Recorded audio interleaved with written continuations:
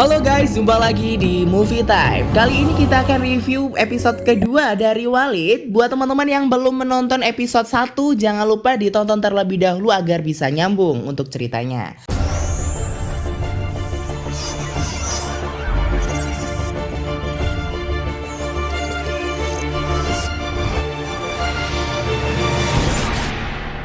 Pada episode kedua kali ini dimulai dengan Maisita, yaitu istri ketiga Walid, yang sedang bertanya kepada Walid mengenai keresahan hatinya. Apakah benar bahwa suaminya tersebut akan menikahi Baiduri? Pertanyaan itu akhirnya ia berani utarakan mengingat Baiduri ini masih muda, dengan background pendidikan dakwah Islam yang sangat mendukung untuk mengembangkan jemaah Walid, dan juga dia belum menikah. Hal ini menjadi kegelisahan Maisita karena mungkin ada kemungkinan salah satu istri Walid akan diceraikan untuk bisa menikahi Baiduri. Namun Walid hanya tersenyum dan menggoda Maisita jika ia tak mungkin menikahi Baiduri karena semua istrinya sudah memenuhi kebutuhan Walid, dan tak mungkin menikah lagi karena Walid sudah mempunyai istri 4. Lagi-lagi Walid menggoda Maisita dengan bertanya, apakah dirimu cemburu? Tiba-tiba Habibah pun datang dan ingin berbicara dengan Walid. Walid pun menyuruh Maisita untuk kembali. Namun Habibah mengatakan Maisita tak usah pergi karena apa yang ia katakan Maisita pun pernah dengar. Habibah pun mengutarakan keluh kesahnya terhadap Walid akan Robiatul, yaitu istri kedua Walid. Ia mengutarakan bahwa Robiatul mendapat perilaku spesial dengan seringnya ia mengambil jatah malam istri-istri Walid yang lain. Serta dia juga mengatakan bahwa Walid tak adil. Mendengar Habibah mengatakan hal tersebut membuat Walid kesal dan menyebut bahwa Habibah telah melanggar aturan Allah dan juga tidak bersyukur. Lalu scene selanjutnya kita diperlihatkan Saifullah dan juga istrinya yang sedang berbicara tentang penerus posisi Walid. Istrinya khawatir siapa yang akan menggantikan Walid, dan dia juga khawatir bahwa Robiatul lah yang akan menggantikan posisi Walid karena hanya ialah yang selalu bermimpi Rasulullah yang sering memberi pesan kepadanya, sedangkan yang lain tak pernah berjumpa dengan Rasulullah. Kemudian saat perbicaraan itu istri Saifullah yang lain datang meminta izin untuk pulang menjenguk adiknya yang baru saja melahirkan. Namun jawaban mengejutkan datang dari Saifullah yang melarang dan mengancam akan menceraikannya jika ia pergi menjenguk adiknya, karena yang melahirkan itu adiknya bukanlah dia, dan juga ia khawatir karena keluarga istrinya itu tak suka dengan pernikahan mereka. Sungguh ironis sekali. Di malam harinya istri-istri Walid sedang duduk dan berkumpul karena Walid sedang berbicara. Ia mengatakan bahwa ia menikah dengan istri-istrinya itu karena perintah dari Rasulullah, dan juga pula istri-istrinya tersebut dikuasai emosi dan haruslah bersabar.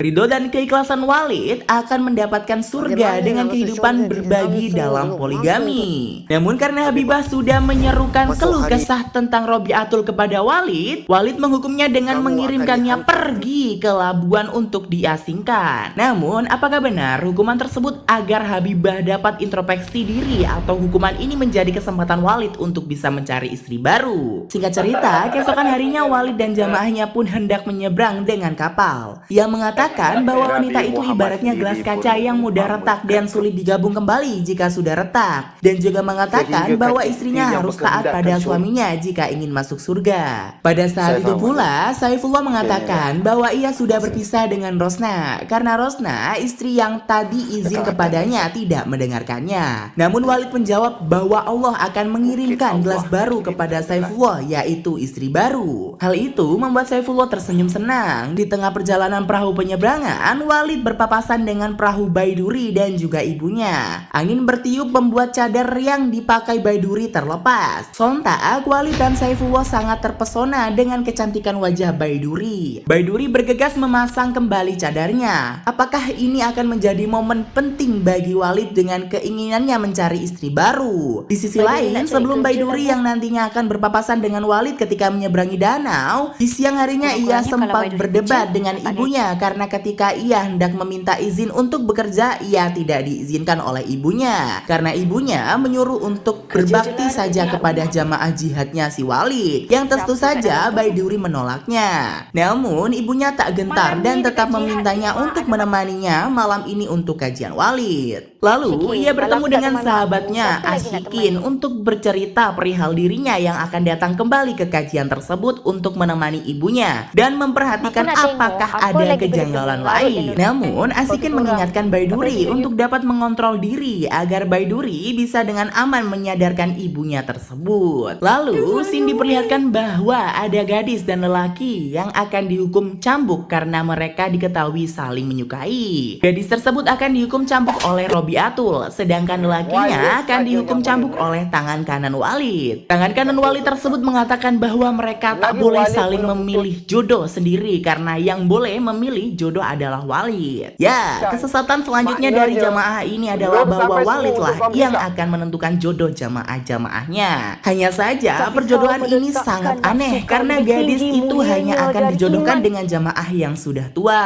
Sebelum Umi Kalsum atau ibunya Baiduri berangkat, diperlihatkan juga bahwa Umi Kalsum tersebut tidak diberi izin untuk berangkat karena menurut suaminya, untuk apa pergi jauh sampai harus menyeberangi sungai sedangkan ada kajian yang lebih dekat di masjid dengan rumah. Namun lagi-lagi ia menyangkalnya dan berkata kalau kajian di masjid itu berbeda dengan kajian Walid yang mendekatkan diri dengan Allah. Dan ia juga mengatakan bahwa ia tak akan menuruti suaminya karena suaminya tak memiliki ilmu seperti Walid. Scene selanjutnya menunjukkan bahwa kajian yang dipimpin oleh Walid sedang berlangsung. Tak ada yang janggal dari kajian yang disampaikan. Namun setelah kajian itu berakhir, Baiduri menemukan kejanggalan lain, yakni Walid menjodohkan pria-pria tua jamaahnya dengan para gadis-gadis muda. Yang menjadi heran bagi Baiduri, gadis-gadis tersebut sangat senang ketika Walid memilih jodoh untuk mereka, karena bagi mereka sangat berkah dinikahi dengan pria-pria tua yang dipanggil ulama tersebut. Akhirnya setelah malam perjodohan, Walid pergi pamit pulang dan selepas itu ia pergi dengan para jamaahnya yang menghampiri gelas Walid untuk mendapatkan air minum sisa Walid. Sungguh kesesatan yang sangat sungguh nyata bagi Baiduri. Dan tentu saja Baiduri menolak keras hal tersebut hingga sampai ia ditegur oleh ibunya. Singkat cerita, kita diperlihatkan sebuah kajian perempuan yang dipimpin oleh Robiatul, istri kedua Walid. Robiatul mengatakan bahwa kita sudah sampai di akhir zaman dan menegaskan bahwa kita harus taat kepada mursyid kita karena Allah telah mengirimkan kita titisan Imam Mahdi. Lalu dia bertanya, sudah sedekat manakah kalian dengan Allah? Sudahkah kalian berpuasa, menunaikan zakat dan melakukan ibadah lainnya? Tapi kata Robiatul, kita tidak akan bisa sedekat itu dengan Allah jika tidak mentaati Walid, karena Walid adalah perantara kita dengan Allah. Karena ilmu Walid sangat tinggi dan karena Walid diutus oleh Allah untuk membimbing kita agar mendapatkan surganya. Robiatul juga menegaskan bahwa yang harus kita lakukan adalah taat dan sangat taat kepada Walid. Ikuti semua perintah Walid karena perintah Walid adalah perintah Allah. Dan jika kita menginginkan surga, Walid akan mengantarkan kita ke surga di akhir zaman untuk membawa kita kembali pada Allah, untuk pastikan kita semua dapat masuk surga.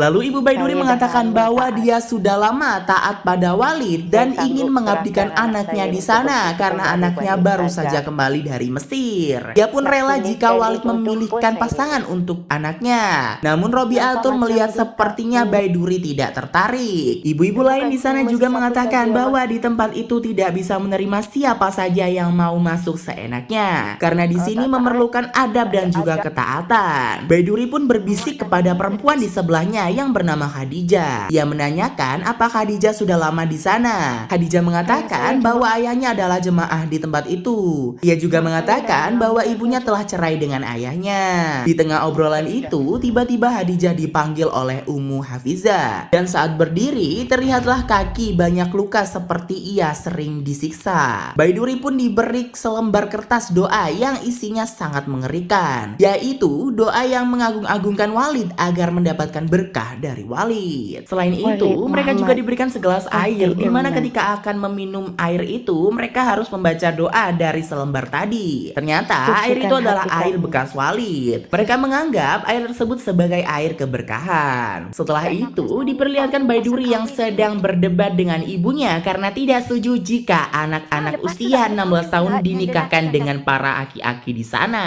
Ibunya mengatakan bahwa orang-orang zaman dulu pun melakukan hal seperti itu. Tapi Baiduri menegaskan bahwa orang-orang zaman dulu itu tidak bersekolah, berbeda dengan sekarang. Lalu ia bertanya, jika ibunya menganggap itu wajar, kenapa dulu ketika saya berusia 16 tahun, ibu marah mengirim saya ke Mesir Mesir untuk bersekolah. Ibunya menjawab bahwa setelah ini ia akan menikahkan Baiduri. Tentu saja Baiduri menolak hal itu karena tidak mau dinikahkan dengan para aki-aki itu. Namun ibunya mempertegas bahwa orang-orang yang dinikahkan dengan syekh di sana itu beruntung dan setidak-tidaknya mereka dijamin masuk surga. Baiduri pun terdiam mendengar hal konyol tersebut. Di sisi lain diperlihatkan Saifullah yang sedang berdiskusi dengan Walid perihal istrinya yang sudah dia ceraikan tadi. Saifullah menegaskan bahwa alasan ia menceraikan istrinya adalah karena ia takut bahwa istrinya itu setelah kembali dari keluarganya akan membawa hal buruk. Dan hal itulah yang dikhawatirkan mengganggu perkembangan jamaah. Lalu mengatakan bahwa Saifullah akan segera mendapatkan pengganti Rosna, yaitu istrinya yang baru saja diceraikan. Pilihlah siapa-siapa kalau boleh yang ada ilmu. Singkat cerita, di rumahnya Saifullah berbicara dengan istrinya. Ia terlihat tersenyum-senyum. Istrinya lalu bertanya, apakah Walid sudah memutuskan siapa yang akan dinikahkan dengan Baiduri? Saifullah mengatakan bahwa Baiduri akan dinikahkan dengannya. Namun ternyata itu hanyalah bercanda. Tapi terlihat bahwa Saifullah memang berharap dinikahkan dengan Baiduri. Istrinya pun marah mendengar itu. Namun Saifullah mengatakan bahwa jika Walid yang meminta, maka dia tidak bisa menolaknya. Di tempat lain, Baiduri merasa kebingungan dengan ajaran Walid. Ia mengatakan bahwa ajarannya sesuai dengan Al-Quran dan As-Sunnah. Zikirnya pun benar, tapi ada sesuatu yang terasa sesat seperti mencium kaki Walid dan meminum air bekas Walid. Sementara itu, diperlihatkan ayah dan ibu Baiduri yang sedang bertengkar. Ayahnya marah karena istrinya jarang melakukan tugas di rumah. Cucian banyak, suami tidak diurus, dan lain sebagainya. Suaminya menegaskan bahwa sang istri mengerjakan hal-hal yang tidak penting. Ummu Kalsum pun dengan tegas menjawab bahwa tujuannya ke Walid adalah untuk dakwah umat. Dan ia membawa Baiduri ke sana dan akan mengamalkan ilmunya di jamaah jihad. Suaminya pun bertanya, mana yang lebih penting, jamaah jihad ataukah keluargamu? Sang istri menjawab bahwa keluarga untuk dunia, sementara jamaah jihad untuk akhirat. Suaminya pun langsung menegaskan bagaimana bisa mendapatkan akhirat jika kau meninggalkan keluargamu. Akhirnya suaminya pun menggertak dan berkata bahwa ia masih suaminya dan mempunyai hak atas istrinya. Ummu Kalsum mengatakan bahwa dirinya terobsesi pada Walid. Ketika ditanya apakah ia ingin pergi, ia menjawab iya, karena akhirnya suaminya pun menceraikannya dengan talak 1. Singkat cerita, keesokan harinya terlihat Robiatul yang sedang berbicara dengan Walid. Robiatul mengatakan bahwa ada 6 santri baru, anak-anak nakal yang orang tuanya tidak sanggup membimbing mereka. Walid pun mengatakan itu wajar karena mereka anak akhir zaman. Ia akan mengatur sesi pribadi untuk bertemu mereka dan tidak akan mencampurkan dengan jamaah lain. Robiatul pun setuju. Terlihat di balik pintu Maisita mendengarkan percakapan itu sambil merasa cemburu. Di tepi sungai, para jemaah menunggu kedatangan pemuda tampan bernama Hambali yang baru saja pulang dari pendidikannya di Yaman. Ia disambut dengan meriah dan dijuluki Salahuddin Al-Ayyubinya jemaah jihad. Saifullah, ayah dari Hambali, mengatakan bahwa Hambali sudah ditunggu oleh Walid. Ternyata benar, Walid menunggu dan menyambut Hambali dengan iringan marawis. Walid mengatakan bahwa Hambali akan menjalankan tugas untuk keberlangsungan jamaah jihad. Hambali mengatakan bahwa ilmu yang ia pelajari akan ia gunakan untuk membantu perjuangan Walid. Ibu-ibu di sana pun mulai bergosip bahwa Hambali sangat cocok untuk dijodohkan dengan Baiduri. Namun, ibu Baiduri mengatakan ia akan mengikuti siapapun yang dipilih oleh Walid untuk anaknya. Sepulangnya dari sana, ibu Baiduri curhat kepada Umi Hafiza karena baru saja diceraikan. Hafiza menenangkan dan mengatakan bahwa ia harus bersyukur karena telah dibebaskan dari suami yang tidak percaya ajaran Walid. Ummu Kalsum mengatakan, saya sudah berusaha mengajaknya, namun dia tidak mau dan malah melarangnya untuk ke kajian Walid. Lalu Umi Hafiza mengatakan bahwa suaminya belum mengenal Allah dan menegaskan bahwa hati Ummu Kalsum ada bersama Walid. Di tempat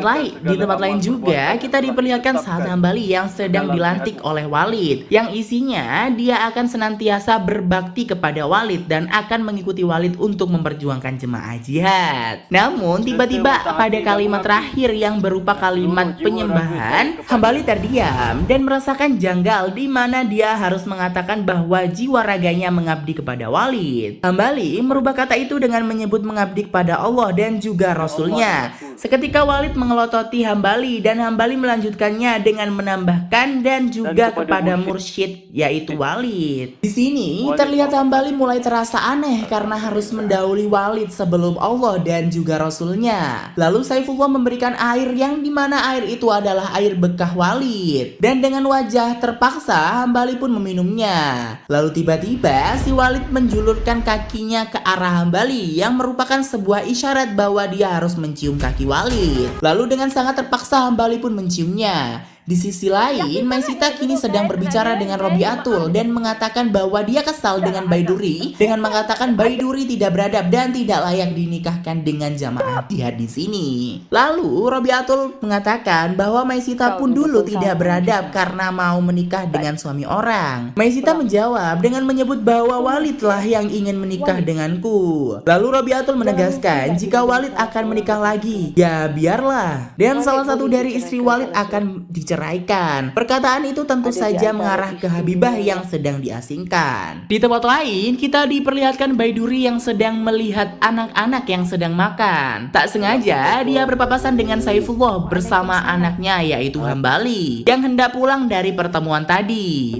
Di situ, Saifullah mengenalkan anaknya yaitu Hambali kepada Baiduri dan menyampaikan bahwa Hambali baru saja pulang dari Yaman. Tak lupa, Saifullah juga mendoakan agar mereka berdua bisa memanfaatkan ilmunya untuk jemaah jihad. Dan setelah itu Hambali pulang duluan. Hal itu dijadikan modus oleh Saifullah untuk bertanya-tanya kepada Baiduri tentang pendidikannya di Mesir. Tak berselang lama Hafizah dan Ummu Kalsum pun datang. Sontak hal itu membuat Saifullah pergi. Ketika di rumah, Hambali berbicara dengan ibu tirinya yaitu istri dari Saifullah. Dia mengatakan ingin sekali berziarah ke makam ibunya. Seketika Saifullah datang dan mengatakan bahwa Hambali tidak perlu ke makam ibunya karena yang ada di makam hanyalah sisa tulang yang sudah dimakan oleh cacing. Sementara itu, roh ibunya sudah berada di langit dan yang akan diterima oleh ibunya adalah amalan dari anak yang soleh. Lalu istri Saifullah menanyakan apakah Hambali sudah bisa bekerja di jamaah jihad ini. Saifullah pun menegaskan bahwa tentu saja bisa karena Hambali adalah orang yang berilmu dan ilmunya harus dimanfaatkan oleh jamaah ini agar bisa membantunya untuk menjadi pengganti Walid. Karena Walid sudah sakit-sakitan dan Saifullah akan segera menggantikan Walid jika Walid sudah tidak mampu. Di sisi lain terlihat Baiduri dan ibunya yang sedang di perahu menuju arah pulang. Terlihat ibu Baiduri sangat bersedih mengingat dia baru saja diceraikan oleh suaminya. Baiduri pun sama. Dia teringat kembali tentang masa kecilnya ketika melihat anak-anak tadi yang sedang makan. Lalu sesampainya di rumah, ibu Baiduri menangis dengan panik melihat ternyata barang-barang suaminya sudah tidak ada lagi di rumah. Ternyata suaminya benar-benar meninggalkan dia. Lalu dengan sedih ibunya berkata bagaimana suaminya bisa menceraikannya dengan alasan menuntut ilmu. Baiduri menenangkannya dengan mengatakan bahwa memang benar ibu mencari ilmu agama. Cuman masalahnya ibu lebih mementingkan Walid dibanding suaminya. Memang ayah tidak memiliki ilmu yang setinggi Walid, namun ayah tetaplah suami ibu. Dan tetap saja hal itu membuat ayah sakit hati. Ibunya pun hanya bisa terdiam sambil menangis dan mencium Baiduri. Singkat cerita, ternyata Hambali sekarang sedang bercerita dengan temannya yang bernama Rizky. Hambali kaget melihat apa yang telah terjadi di jamaah jihad. Lalu Rizky berkata, itu seperti yang pernah diceritakan oleh bibinya dahulu. Lalu Rizky mengatakan tunggulah sampai malam berkat itu tiba. Semua orang akan mencium kaki Walid. Sontak hal itu membuat Hambali kaget. Namun Rizky juga mengatakan bahwa bukan hal itu saja. Mereka yang di sana bekerja tidak dibayar. Hambali mengatakan bahwa itu hal wajar karena mereka berhikmat. Lalu Rizky menanyakan bagaimana dengan pernikahan gadis-gadis itu dengan pria-pria tua. Apakah itu tidak kejam? Hambali pun terdiam mendengar hal itu. Mungkin itu saja review film pada kali ini. Jangan lupa nonton Movie Time berikut-berikutnya. Sampai jumpa di lain waktu.